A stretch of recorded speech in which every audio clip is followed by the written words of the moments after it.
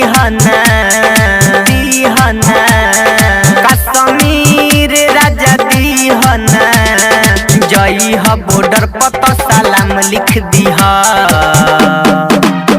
अपना भारत माँ के नाम लिख दीहा जाके माँ तुझे सलाम लिख दीहा कि अपना भारत माँ के नाम लिख दीहा जाके माँ तुझे सलाम लिख दीहा अपना भारत माँ के नाम लिख दीहा कश्मीर राजा दीहना कश्मीर राजा दीहना जई ह बॉर्डर पर तो सलाम लिख दीहा कि अपना भारत माँ के नाम लिख दीहा जाके माँ तुझे सलाम लिख दीहा वंदे वंदे मातरम वंदे वंदे मातरम वंदे वंदे मातरम वंदे।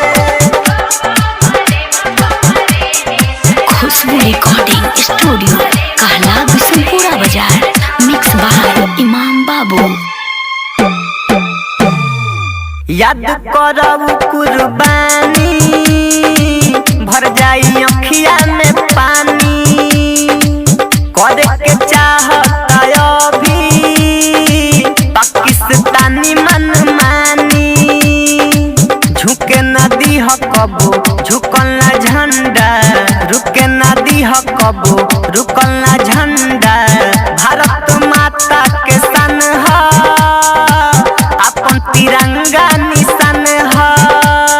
छीन के हुतायन जम लिख दीहा कि अपना भारत माँ के नाम लिख दीहा जाके माँ तुझे सलाम लिख दीहा अपना भारत माँ के नाम लिख दीहा जाके माँ तुझे सलाम लिख दीहा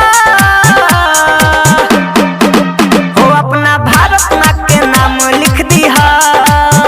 जाके माँ तुझे सलाम लिख दीहा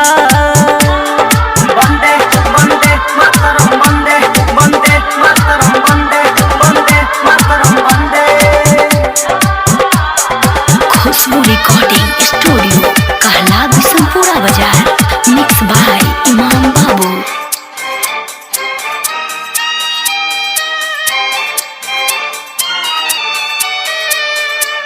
जहर पियावे के चाहता भारत माता के मुदैया राइटर मैनेजर माता वाला बारे हो दुश्मन कसैया जान से ज्यादा प्यारा अपन झंडा बा एकरा आगे पीछे फांसी के फंदा बा डीजे प्रिंसी ममना डरी हा किला पर झंडा सुनील गड़ी हा